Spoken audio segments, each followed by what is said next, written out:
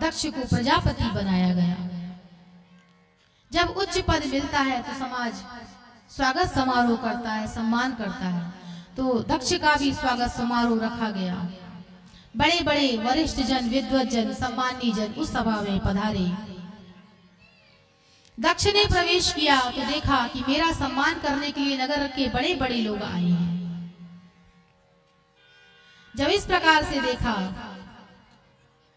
तो दक्ष को अभिमान आ गया, चाल बदल गई, चेहरा बदल गया महाराज। और अभिमान में दक्ष आगे बढ़ा। सभी लोग दक्ष के सम्मान में खड़े हो गए, केवल 3 लोग खड़े नहीं हुए। और अभिमानी व्यक्ति की विशेषता होती है कि कितने भी लोग उसका सम्मान करें, उस ओर वह ध्यान नहीं देता, लेकिन जो उसको प्रणाम नहीं करते उन्हीं को वह घूरता है। तो 3 लोग नहीं उठे हुए, दक्ष ने पहले उनको ही देखा। पहले ध्यान गया ब्रह्मा जी पर, अरे अरे यह तो मेरे पिताजी हैं, बैठे रहे। फिर ध्यान गया भगवान विष्णु पर, ये तो मेरे दादाजी हैं, बैठे रहे। लेकिन जैसे ही भगवान शंकर को देखा महाराज माथा गर्म हो गया, यह तो मेरा दामाद है, दामाद पुत्रवत होता है, इसने खड़े होकर मेरा सम्मान क्यों नहीं किया। अब भगवान शंकर जो थे वह ध्यान में, समाधि में थे, उन्होंने तो देखा ही नहीं कि दक्ष कब आ गए। लेकिन यहाँ दक्ष को अपना अपमान जान पड़ा और दक्ष को क्रोध आ गया। बड़े बड़े सम्मानित जन उस सभा में उपस्थित थे और दक्ष क्रोध में बड़बड़ाने लगा। भगवान शंकर को क्रोध में अपशब्द कहने लगा। दक्ष ने कहा,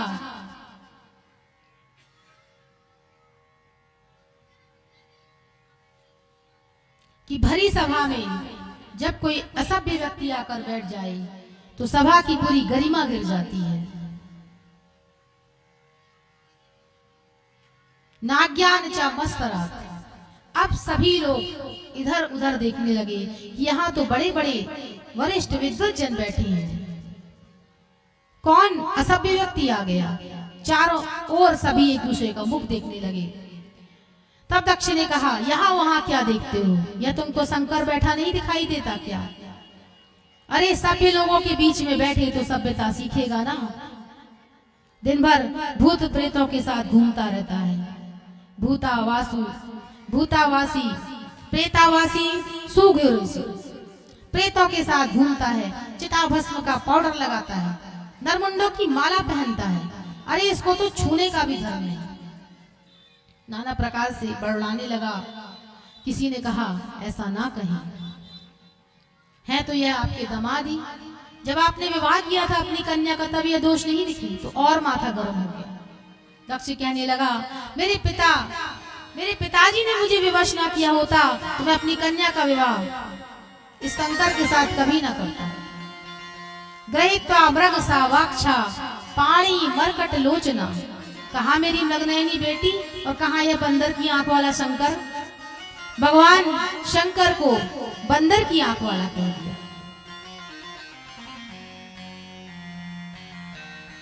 वहीं पर भगवान शंकर के पास ही नंदीश्वर बैठे थे। नंदीश्वर को सहन नहीं हुआ तो कहा कि प्रभु आप आज्ञा दें तो मैं बताऊं इस दक्ष को। भगवान शंकर ने कहा, नंदीश्वर चुपचाप बैठे रहो, क्योंकि यह जो गालियां दे रहे हैं ना, ये कोई और नहीं है, ये हमारे ससुर जी हैं। बेटा, ससुराल की गालियां सबको सुननी पड़ती हैं, हम भी सुन रहे हैं, तुम भी सुनो। जब आज्ञा नहीं मिली तो मन महसूस के नंदीश्वर बैठ गए। महाराज गालियों पर गालियां देते रहे, देता रहा दक्ष। देखो भगवान शंकर के पास त्रिनेत्र है, ज्ञान का नेत्र है। ज्ञान में ही वह सामर्थ्य है कि वह बुराइयों को जला देता है। इतना अपमान कर रहा है लेकिन सब कुछ सह रहे हैं भोलेनाथ। गालियों पर गालियां देता रहा और अंत में श्राप ही दे दिया। मैं दक्ष शंकर को श्राप देता हूं कि आज के बाद इस शंकर का किसी भी यज्ञ में स्थान न रहे। जब श्राप दिया अब नंदीश्वर से बर्दाश्त नहीं हुआ, तमक कर खड़े हो गए और कहा, हे दक्ष, पद के मद में तुम महादेव की महिमा को भूल गए। अरे ये कालों के काल हैं, ये कालों के काल महाकाल हैं, वे करुणा अवतार हैं, इसलिए उनकी सहिष्णुता का लाभ उठा रही हो तुम। जब से आए हो बड़बड़ाए जा रहे हैं। मैं भी श्राप देता हूँ कि जिस मुख से तुमने मेरे प्रभु की निंदा की है, हरिहर निंदा सुनहि जे काना, होई पाप गौघात समाना। अरे तुमने मेरी प्रभु की निंदा की है, जाओ मैं तुम्हें श्राप देता हूँ। जिस मुख से तुमने मेरे भोलेनाथ का अपमान किया, तुम्हारा वह मुख ही तुम्हारे उस स्थान पर न रहे। अरे मैं करने वाले दक्ष, तुम मैं वाले ही हो जाओ, तुमको बकरे का मुख लग जाए। इस प्रकार श्राप दिया। जब श्राप दिया तो दक्ष के पक्ष में भृगु जी खड़े हो गए। नंदीश्वर, दामाद और ससुर की आपसी लड़ाई तुम बीच में क्यों बोले? मैं भी श्राप देता हूँ कि शंकर के गण सब पाखंडी हो जाए। जब रुद्रगणों को श्राप दिया तो रुद्रगण खड़े हो गए। ए बुड्ढे बाबा, तू हमें श्राप देता है, हम भी तुझे श्राप देते हैं कि तेरे जैसे पाखंडी ब्राह्मण सब बेकारी हो जाए, सर्वभक्षी हो जाए। भोलेनाथ ने सुना तो सोचा कि हे भगवान, ये स्वागत समारोह हो रहा है कि श्राप समारोह हो रहा है? सब एक दूसरे को श्राप दिए जा रहे हैं। चुपचाप भोलेनाथ ने अपने रुद्रगणों को लिया और वापस चल दिए। मार्ग में नंदीश्वर बहुत रो रहे थे कि प्रभु, वहां आपका बहुत अपमान हुआ। भोलेनाथ ने समझाया कि देखो, जो हुआ सो हुआ, लेकिन माता से जाकर यह कदापि नहीं कहना, उन्हें बहुत दुख होगा। नंदीश्वर को समझा दिया, ज्ञान में यह सामर्थ्य है बुराइयों को बचाने की। और हमारे यहाँ यदि मायके में अपमान हो जाए पतिदेव का, तो घर आकर देवी जी का क्या हाल होगा वो तो राम ही जाने। लेकिन वह तो भोलेनाथ है, उनके पास ज्ञान का नेत्र है। चुपचाप चले आए हैं। यहाँ सब तो शांत हो गए, लेकिन दक्ष शांत नहीं हुआ। कुछ काल के पश्चात हरिद्वार में एक बहुत बड़े यज्ञ का आयोजन किया। सब देवी देवताओं को आमंत्रित किया, लेकिन दुर्भावना के कारण भोलेनाथ को आमंत्रित नहीं किया। महाराज, यज्ञ का दिन आया, सारे देवी देवता कैलाश पर्वत के ऊपर से निकलने लगे। अब देवताओं को मालूम है कि भोलेनाथ को नहीं बुलाया, लेकिन कुछ लोगों का स्वभाव ही होता है कि दो प्रेमियों में यदि खटपट हो जाए ना, तो वो बात को और बढ़ाने का प्रयास करते हैं। पता है मोहल्ले में किसी को ना बुलाया जाए और कोई उत्सव हो, पता है इनको नहीं बुलाया, जानबूझ के जाएंगे, तैयार होते। अरे आप नहीं चल रहे क्या? वहां इतना बड़ा आयोजन है। अब पता है कि वो तो स्वाभाविक रूप से यही कहेगा कि आप चले जाओ, तो थोड़ी देर तक तो भूमिका बनाएंगे। अरे तुम नहीं चलोगे, हमें अच्छा नहीं लग रहा। फिर वह धीरे से बोलेगा, हमको आमंत्रण नहीं है, बुलाया नहीं। अच्छा, आपको नहीं बुलाए? अरे आपकी और उनकी तो बड़ी चलती थी, आप कहो तो हम भी नहीं जाते। अब वो बोलेगा कि नहीं नहीं आप तो जाओ। बाहर निकलेंगे, बाहर निकल के बोलेंगे, देखा बड़े प्रेमी बनते थे एक दूसरे के, इन्हीं को नहीं बुलाया और हम जा रहे हैं। ये तो संसार के लोगों का हाल है। तो यहाँ देवता भी वैसे ही है, और केवल निकल नहीं रहे, कलरव गान गाते बजाते हुए जा रहे हैं कि ना भी कोई देखे तो और देख ले कि क्या बात, किस प्रकार का स्वर है, क्या आवाज है। तो गाते बजाते कि सुन ले। तो माता सती कुछ कार्य कर रही थी, एकदम से दृष्टि ऊपर गई, तो उन्होंने देखा ऊपर की ओर, तो सोचा कि क्या बात है, इतने विमान कहाँ आज जा रहे हैं। रोक करके एक देवांगना को माता सती ने पूछा कि बहना कहाँ जा रही है, ये इतने विमान आज किस ओर दौड़ रहे हैं। तब उस देवांगना ने कहा कि सती तुम यहाँ बैठी हो, तुम्हारे मायके में तो बड़े ही दिव्य यज्ञ का आयोजन हुआ है। तुम्हारे पिता ने बहुत बड़े दिव्य महोत्सव का यज्ञ के स्वरूप में आयोजन किया है, हम सब वहीं जा रहे हैं, तुम्हें बुलाया नहीं क्या? जो ये सुना तो बात संभाली माता सती ने कि नहीं नहीं, हम भी बस वहीं जाने ही वाले हैं, कुछ आवश्यक कार्य आ गया था स्वामी को, इसलिए वह कहीं गए, बस आते ही होंगे। बात तो संभाल ली, लेकिन अब माता सती को चैन नहीं। विचार कर रही हैं, पिता के यहाँ यज्ञ है, सब जा रहे हैं, लेकिन हमें तो कोई सूचना ही नहीं, कोई निमंत्रण ही नहीं। अब मैं भोलेनाथ को कैसे मनाऊं, कैसे जाऊं? इस प्रकार से विचार करके पहुंची हैं भगवान शंकर के पास, भोलेनाथ के चरण दबाने लगी। भोलेनाथ ने कहा कि देवी क्या बात है? सिर झुका लिया माता सती ने और कहा कि कुछ नहीं स्वामी, बस पति धर्म का निर्वहन कर रही हूं। भगवान शंकर ने कहा वो तो हम देख ही रहे हैं, लेकिन आज कुछ ज्यादा ही पति धर्म निभाया जा रहा है, जो भी बात है बताओ। तब माता सती ने कहा कि भोलेनाथ ऊपर देखिए, आज सारा संसार आपके ससुराल की ओर दौड़ रहा है। पिताजी ने बड़े दिव्य यज्ञ का आयोजन किया, सब वहीं जा रहे हैं, हमको भी चलना चाहिए। तब भोलेनाथ ने कहा कोई चिट्ठी आई है? जो चिट्ठी की बात सुनी घबरा गई और फिर इस बात को संभालते हुए कहा कि प्रभु ये भी हो सकता है कि पत्रवाहक मार्ग भूल गया हो, और कभी कभी बड़े बड़े आयोजन में व्यक्ति अपने खास से खास व्यक्ति को भी भूल जाता है, तो इसमें हमको बुरा नहीं मानना चाहिए। हम चलेंगे तो वह बहुत और भी प्रसन्न हो जाएंगे कि हमने उनको अपना समझा, और भूलने के बाद भी हम वहां पहुंचे। भगवान शंकर ने कहा कि देवी हमें सब पता है, कोई पत्रवाहक मार्ग नहीं भूला, कोई चिट्ठी नहीं आई।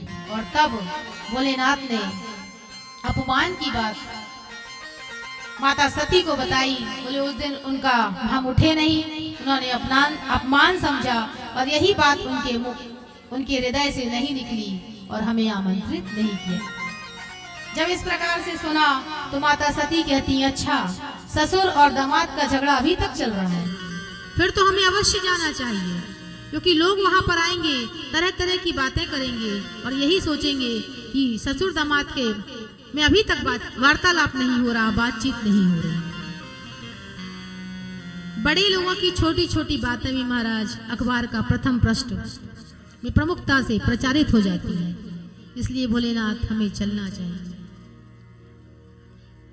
भगवान ने कहा कि मेरे विचार से तो जाना उचित नहीं है। 3 जगह बिना बुलाए भी जाया जा सकता है, माता पिता के यहाँ, गुरुजनों के यहाँ और मित्र के यहाँ, लेकिन भैया जहाँ प्रेम ना हो और जहाँ पर जानबूझकर आपको आमंत्रित ना किया जाए, बुलाया ना जाए, ऐसी जगह पर कभी भी नहीं जाना चाहिए। जहाँ पर आपका विरोध हो ऐसी जगह पर नहीं जाना चाहिए। माता सती कहाँ मानने वाली थी। भोलेनाथ ने कहा ठीक है, तुम्हें जाना हो तो तुम जाओ। कुछ रुद्रगणों को साथ में भेज दिया और माता सती मायके की ओर प्रस्थान करी है। बोलिए सती महारानी की जय। माता सती पहुंची हैं पिता के यहाँ। जैसे ही प्रवेश किया द्वार के अंदर बहनें खड़ी हुई थी, मुस्कुरा मुस्कुरा करके एक दूसरे को मन ही मन में इशारा करने लगी। बहनें आपस में मन ही मन में इशारा करते हुए कहने लगी, देख देख बिना बुलाए आ गई, पिता ने इसको आमंत्रित नहीं किया। अरे पिताजी जब तक मुझे 5 बार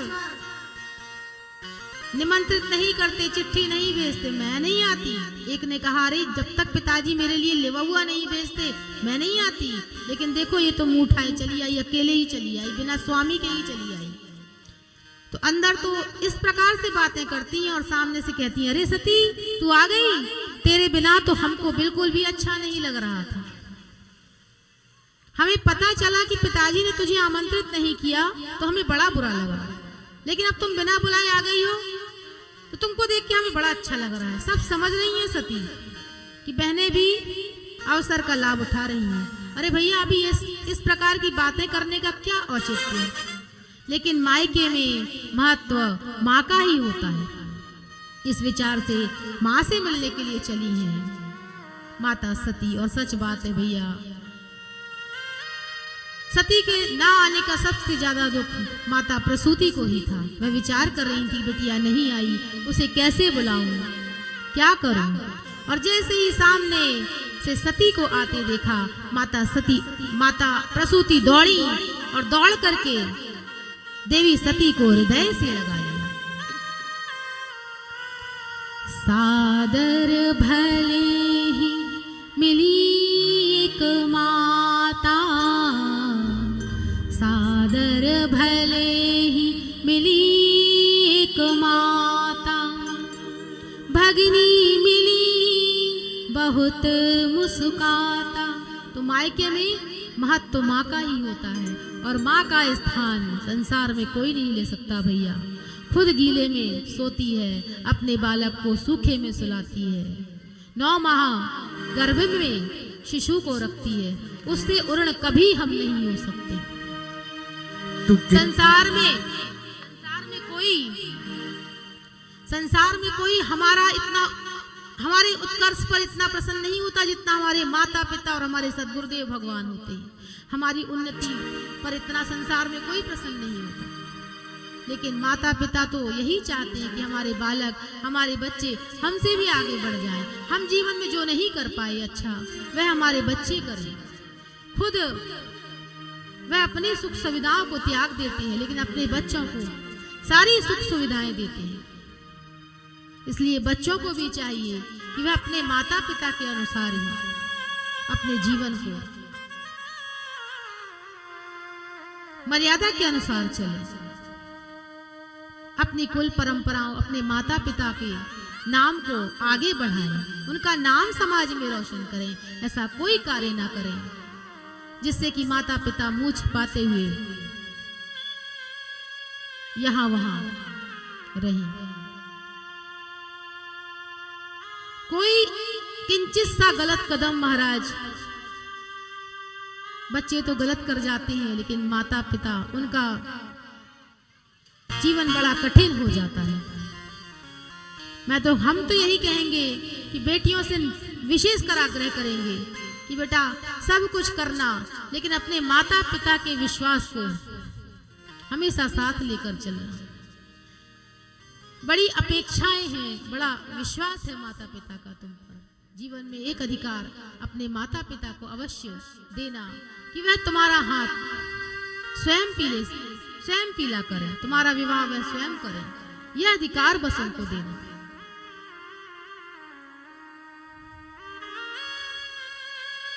तो माता पिता से तो उर्ण भैया हम कभी हो नहीं सकते। वेदों में इसलिए भगवान को पहले मां कहा गया है। भगवान भी अपने भक्त पर मां के समान ही कृपा करते हैं। भगवान अपने भक्त पर मां के समान ही दुलार करते हैं।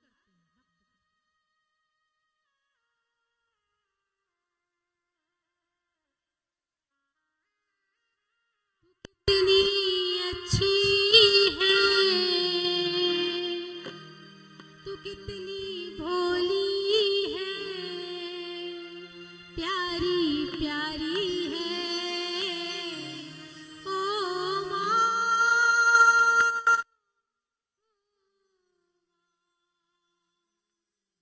ओ माँ।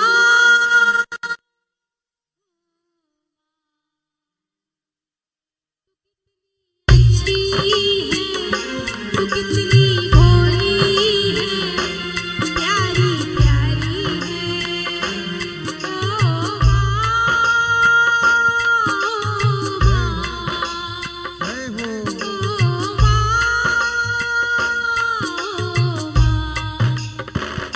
तू कितनी अच्छी है, तू कितनी भोली है, ओ प्यारी प्यारी है ओ माँ, ओ माँ, ओ माँ, प्यारी माँ। ये जो दुनिया जय हो है कांटों का, ये जो दुनिया है कांटों का,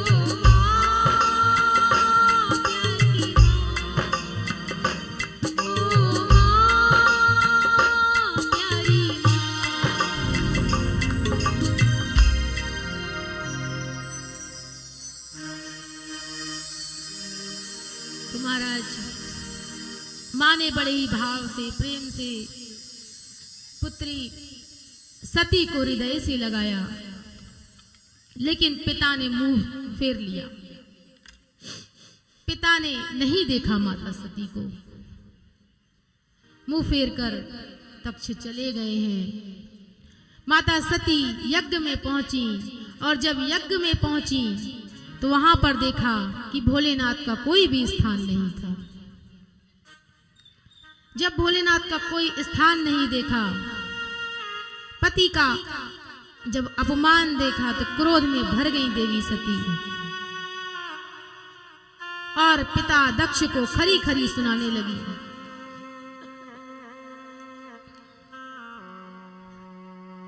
कि हे पिता, मुझे आज तुमको पिता कहते हुए शर्म आती है, मुझे लज्जा का अनुभव होता है।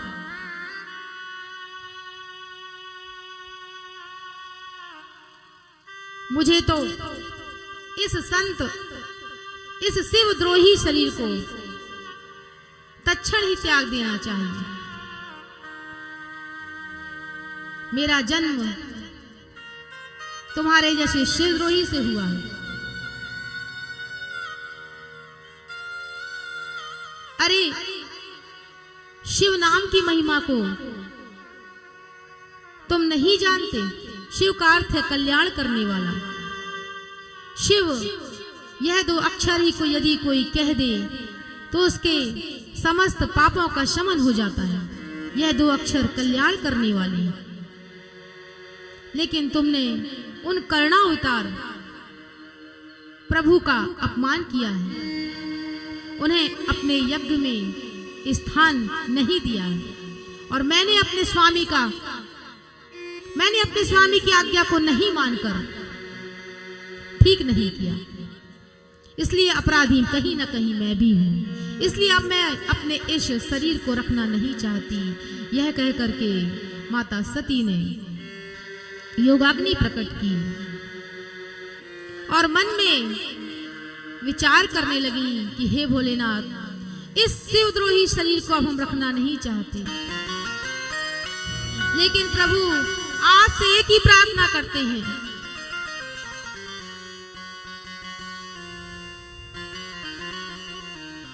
कि जब भी हमारा जन्म होवे स्वामी के रूप में आप ही हमें प्राप्त होवे।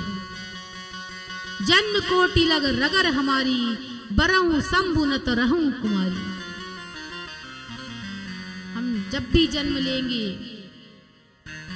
तपस्या करेंगे और पति के रूप में केवल और केवल आपको ही चाहेंगे।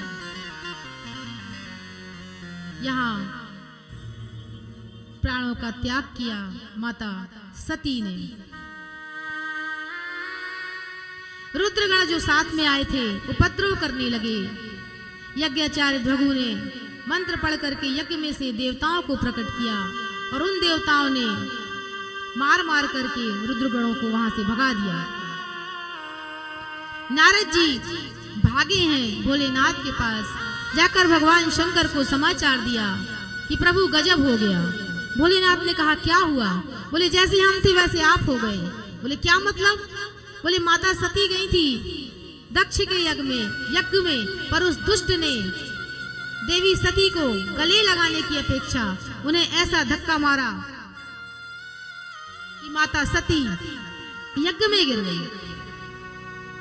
संवाददाताओं की अपनी अपनी शैली होती है कि खबर को किस प्रकार से चटपटी बनाकर बताया जाए। नारद जी ने इस प्रकार से नमक मिर्च लगाकर भोलेनाथ को बताया कि भोलेनाथ को क्रोध आ गया। भयंकर क्रोध में जटाओं को फैलाया है भोलेनाथ ने और जटाओं को खाड़ करके जो पटका उसमें से वीरभद्र प्रकट हो गए। वीरभद्र को आज्ञा दी। वीरभद्र को भगवान शंकर ने आज्ञा दी कि जाओ यज्ञ सहित दक्ष को समाप्त कर दो। दक्षम शयज्ञम जही। वीरभद्र काल बनकर चले। देवताओं ने तूफान आते देखा तो कहा भागो। रुद्रगणों ने कहा, वीरभद्र ने रुद्रगणों से कहा कि पकड़ो, एक भी ना जाने पाए। ये सब भाग लेने आए थे और आज ये भाग लेकर ही जाएंगे। समस्त देवताओं को पकड़कर जकड़कर रस्सी से पटक दिया है। पहुंच गए दक्ष के यज्ञ में। कुछ रुद्रगण भाग भाग करके भंडार गृह में घुस गए और खीर के कुंड में डुबकी लगा लगा कर चिल्लाने लगे, हर हर महादेव, हर हर महादेव। सारे बंदरवार कलश मंडप सबको विध्वंस कर दिया, सारी यज्ञशाला चौपट कर दी। यज्ञाचार्य भृगु जी की दाढ़ी को उखाड़ करके यज्ञ में फेंक दिया। उषा देवता को ऐसा मुक्का मारा कि उनकी बत्ती सी निकलकर बाहर गिरी। भग देवता को भी एक तमाचा लगाया। अंत में दक्ष को पटककर मुंडी को मरोड़कर उखाड़ करके यज्ञ में स्वाहा, सारा यज्ञ विध्वंस कर दिया और रुद्रगण वापस चले गए। यहाँ पर देवता भागे हैं विधाता के पास, ब्रह्मा जी के पास गए हैं और ब्रह्मा जी से कहने लगे कि ये विधाता इतने यज्ञ में भाग लेने गए पर ऐसा यज्ञ आज तक नहीं देखा। यज्ञ में भाग लेने गए थे और अपना ही भाग देकर चले आए। ब्रह्मा जी ने कहा, बिना विचारे जो करे सो पाछे पछताए। हम तो नहीं गए, भगवान नारायण नहीं गए, भोलेनाथ नहीं गए, फिर तुम क्यों गए? तुम लोग क्यों गए? देवताओं ने कहा, अब खाई सो खाई, आगे खाई तो राम दुहाई, आगे से ऐसा नहीं करे। ब्रह्मा जी ने कहा, जो हुआ सो हुआ, चलो अब चल करके भगवान शंकर को मनाते हैं। भगवान शंकर के पास ब्रह्मा जी और समस्त देवतागण पहुंचे। भगवान शंकर की प्रार्थना करने लगे, कर्पूर गौरम, सभी भाव से, कर्पूर गौरम करुणावतारम संसार सारम भुजगेंद्रहारम सदा बसंतम निर्ज्ञानविन्दे भवनं भवानी सहितं नमामि। कर्पूर गौरम करुणावतारम संसार सारम भुजगेंद्रहारम सदा वसन्तं हृदयारविन्दे भवनं भवानी सहितं नमामि। मन्दारमाला कुलकालकाले कपालमालां शशिशेखराय दिव्यम्बराय च दिगम्बराय नमः शिवाय च नमः शिवाय। जब इस प्रकार से सभी ने भगवान भोलेनाथ की प्रार्थना की, भगवान भोलेनाथ तो आशुतोष हैं, शीघ्र प्रसन्न हो जाते हैं। प्रसन्न हो गए और कहा, जो हुआ सो हुआ, लेकिन हम यज्ञ में नहीं जाएंगे क्योंकि यज्ञ में हमारा कोई स्थान नहीं है। तब देवताओं ने कहा कि हे भोलेनाथ, हम सभी देवताओं ने यह निश्चित किया है कि यज्ञ में जो भी बचेगा वह सब आपका ही भाग कहलाएगा। जब इस प्रकार से कहा तो भोलेनाथ ने कहा, चलो जो बच्चा कुचा है वही स्वीकार है। पहुंचे हैं यज्ञ में और कहा, बुलाओ यजमान। पर यजमान का तो धड़ है सिर गायब। तब बकरे के सिर को जोड़ करके अपने श्वशुर को जीवन दान दिया है भोलेनाथ ने। दक्ष जब जीवित हुआ तो दक्ष के मुख पर, दक्ष का जो मुख था वो बकरे का था और बकरे की भाषा में ही दक्ष भोलेनाथ की स्तुति करने लगा। जब बकरे की भाषा में दक्ष स्तुति करने लगा तो तब भोलेनाथ को हंसी आ गई कि हमारे ससुर जी की तो पूरी भाषा ही बदल गई। इसलिए आज भी जब भगवान शंकर के मंदिर में हम बम बम कह करके भोलेनाथ को प्रणाम करते हैं तो भगवान शंकर को अपने ससुर जी की याद आ जाती है। और भगवान शंकर प्रसन्न हो जाते हैं। तो इस प्रकार से सती चरित्र का वर्णन आता है। माता सती दूसरे जन्म में हिमाचल की, हिमालय राज की पुत्री बनी, पार्वती के रूप में जन्म लिया, भोलेनाथ की तपस्या की और पुनः भोलेनाथ को पति स्वरूप में प्राप्त किया। बोलिए सती महारानी की जय, बोलिए भगवान शंकर की जय, बोलिए